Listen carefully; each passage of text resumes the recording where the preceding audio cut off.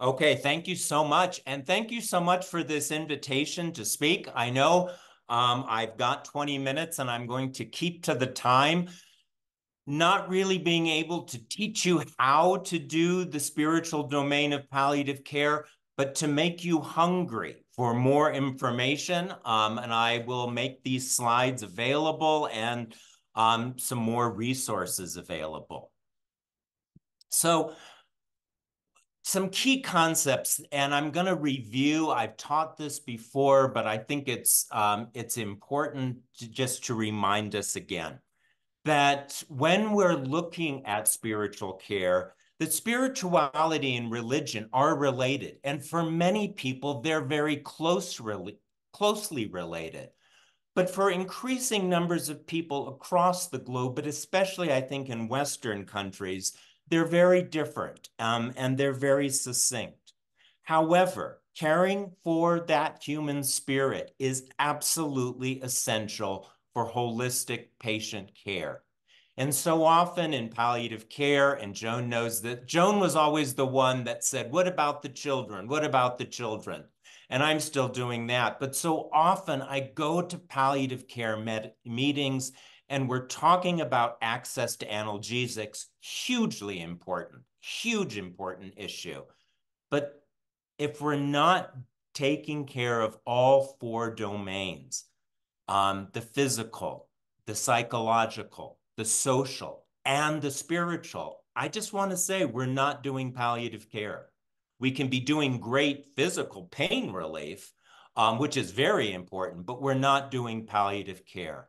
And in palliative care, both children and adults have to attribute some meaning to why this is happening. I loved my time in Africa, and I've done some work in Asia and Latin America.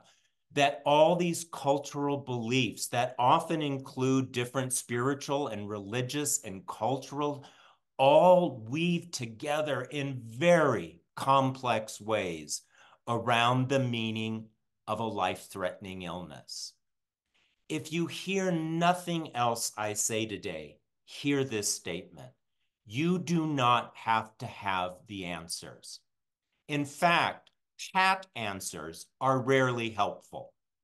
What we are called as palliative care people is to be present to suffering, to be present. That's not to say that we want to alleviate suffering, but pat answers like, well, God never gives you more than you can handle, or God must have a reason for this, are never and very rarely helpful to people.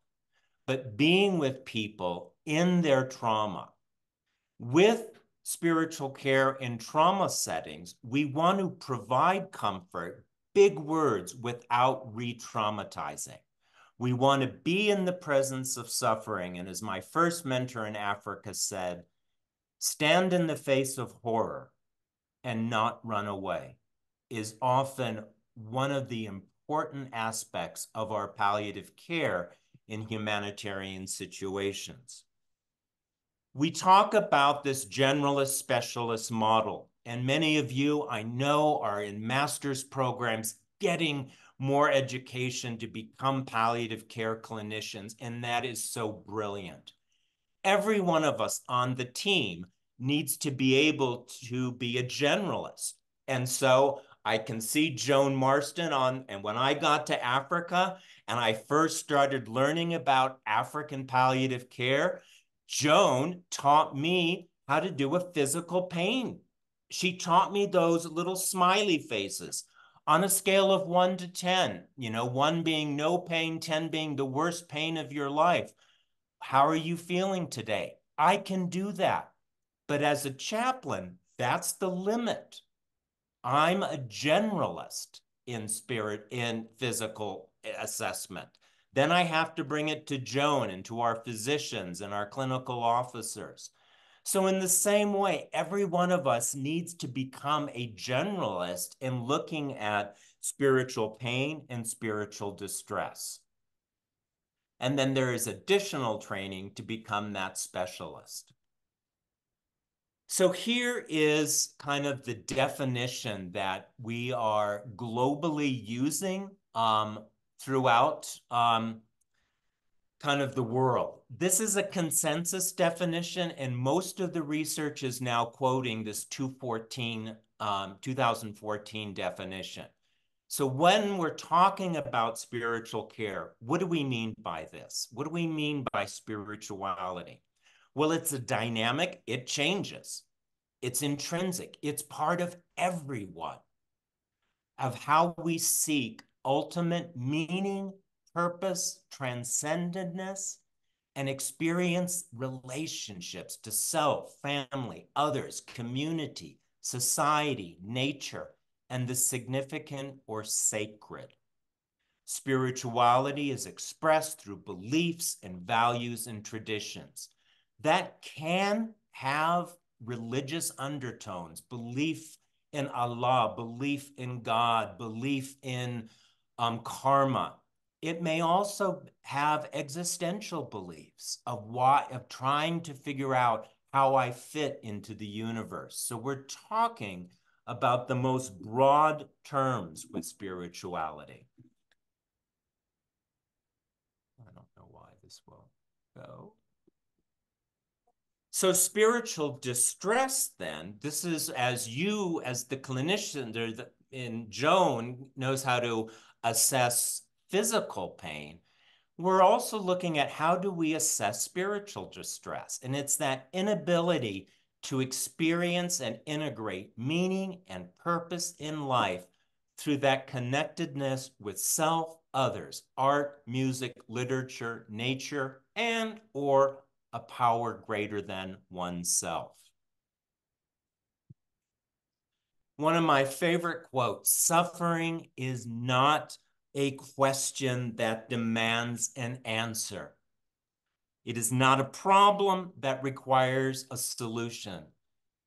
It's a mystery that demands our presence. And I look right now, and I don't want to, speak for Alexandra in Ukraine or our colleagues in Gaza, but to try to make sense of the horror of these two things. I don't know how to do that. I do not have a spiritual answer of why this is happening. Doesn't mean we work to stop this, but it also means as palliative care clinicians in trauma settings, we choose not to run away from this. And we choose not to run away from the incredible pain that our patients are experiencing. So one definition of self-care, and this is actually from our Scottish colleagues from the Scottish National Health Service. It's that care which recognizes and responds to the needs of the human spirit when faced with trauma, ill health, sadness. It can include that need for meaning, for self-worth, to express oneself. It may be faith or religious support, or rites, or prayers, or rituals, or simply that compassionate, sensitive listener. Spiritual care begins when we encourage that human contact and that compassionate relationship, and it moves in whatever direction the patient needs it to move in. So this is not about what I believe or my religious or spiritual beliefs. Palliative care is always patient-centered care. It means that deep listening to that inner story. It means listening to what is said, and as we know in palliative care, it means listening to what is not being said. It means all of us need to listen for those spiritual terms, themes, how people are searching for meaning. What is their source of hope? What keeps you going on? How do they experience being connected to themselves, to others, to nature, or to God, a power greater than myself?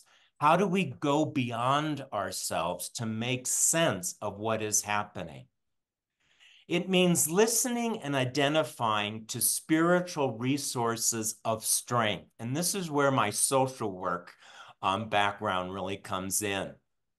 So often as clinicians, we're trained to look for problems. We're trained to look for deficits. We also always need to look for spiritual strengths. And then it's making that connection. How does this person view their spirituality with their health and their well-being?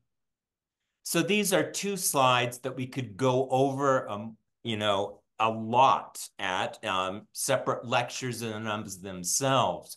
But again, when I'm looking at spiritual care, some of the domains for adults that I'm looking at, how does this person experience connection? Are there spiritual strengths of love, belonging to the significant or sacred, to other people? Is there distress over grief and loss? And I can't even wrap my head around the unbelievable, unprecedented loss right now in Gaza. I don't know how to answer how we deal with that other than not running away. Does this person feel abandoned by God? What is their sense of peace? And I often ask that question, what brings you peace? Are you at peace? What about meaning and purpose and just being present to that deep existential question? Why is this happening to me? I want to say children also have spiritual needs and experience spiritual distress. And so some of the things I look at when I work with children from the NICU to teenage to young adults, how do they experience love and faith or a worldview, belief in something greater than myself? How do they experience hope in the presence of their illness? And especially in humanitarian disasters, when children may have lost their families, they may be unaccompanied minors. In Gaza, the numbers of children that have lost parents now. This was so true during the HIV years, the trauma of, I hated the term, the AIDS orphans, but the numbers of children that were in extended families caused a real spiritual distress. How do children express beauty? So we always want to be looking at both spiritual strengths and spiritual distress. Disaster spiritual care is that process by individuals, families, and communities affected by disaster draw upon their heritage, their traditions, their cultures of faith, hope, and community as a form of strength that can bolster the recovery process. This is not to deny the horrible pain and the tragedy of these disasters, but it is to try to find what gives us hope in a time that seems almost hopeless. We do disaster spiritual care to again find that sense of meaning, purpose, and connectedness, because we now know, and we've got some good data, that disasters and humanitarian crises disrupt people's spiritual lives, their beliefs, and their practices. It may destroy their temples, their mosques, their churches, where they traditionally got spiritual support. And again, I go back to our WHA definition, and we are now at the 10th anniversary of this, that it's that early identification and correct assessment of pain and other problems, whether physical, psychosocial, or spiritual. We must assess for that spiritual pain. Disaster spiritual care is unique. The disaster spiritual care provider really engages in a concentrated, it's often very intense, both for the provider and for the patient. It's very different than kind of the day-to-day life where the local pastor, imam, priest, pastor might visit a parishioner and how are you doing? I never ask somebody in the midst of a disaster, how are you doing? Because we know that I don't want to re-traumatize them. And the severity of the disaster means that we need to get better trained at this. I will be very honest with you. The field of spiritual care and palliative care, we are still at the state of evidence informed. We're getting better at some evidence-based interventions, particularly around communication models. Disaster spiritual care is even further back, but we're getting some consensus. We're getting some guidelines. Most of it right now coming from the US, but I think we have tremendous opportunities now to build on this knowledge base from around the world. The goals of disaster spiritual care: to stabilize after the initial impact of trauma, the reduction of symptoms, the promotion of resilience, and ultimately a return to adaptive functioning and referral. This gets, again, this is up here knowledge, the head knowledge. This, makes really good sense if it's a natural disaster, a bombing, an earthquake. When we have the sustained war, we're going to need new models to add to this because this is not simple and this is not easy. I don't want to take away from what Alexandra is going to talk about, but I love this model of psychological first aid. And I want to do SFA, spiritual first aid, but we're not there yet. But I love this model because I think the model of psychological first aid has a lot of application to what we can do to help people with the human spirit. I know I just got a few minutes left, so I want to now look at caring for the caregiver. And another favorite quote of mine is that the expectation that we can be immersed in suffering and loss and not be touched by it is as unrealistic as being able to walk through water and not getting wet. If you are providing disaster palliative care, if you are providing palliative care in a war zone, in a natural disaster, there has to be a concrete plan for caring for yourself. That could be participation in an organized religion. It could be meditation, other forms of mindfulness, regularly connecting to that deepest part of yourself, acknowledging and reflecting on what gives you, not your patient, what gives you meaning and purpose and connectedness. How do you connect with the universe or a power greater than yourselves? Sometimes people say to me, oh, that sounds, taking care of yourself is selfish. Well, all of the world religions talk about the importance of self-care, whether it's Christianity and Matthew and Ephesians, the Islamic tradition of praying 5 times a day, the Buddhist and Hindu traditions, and a growing body of evidence for those who practice mindfulness-based practices have a resiliency. And so we need a self-care plan. And I'm to the belief you've got to, if you're in a disaster, you've got to have a daily self-care plan of how you take care of your body, mind, spirit, emotions, and relationship, what your top coping strategies are to deal with horror, and things that are helpful, what you need to do every day, and things that that may be tempting to avoid, that are not helpful for your own spiritual health. Again, I'm willing to send these out and provide some good articles. Disaster spiritual care is new. We're growing the evidence base, but it's still evidence-informed care and a lot of consensus work. There is my email, and I'm more than willing to share these slides and engage in a robust conversation. And I know we have some panelists to get this conversation going. And so with that, asante sana, gracias, merci, and thank you.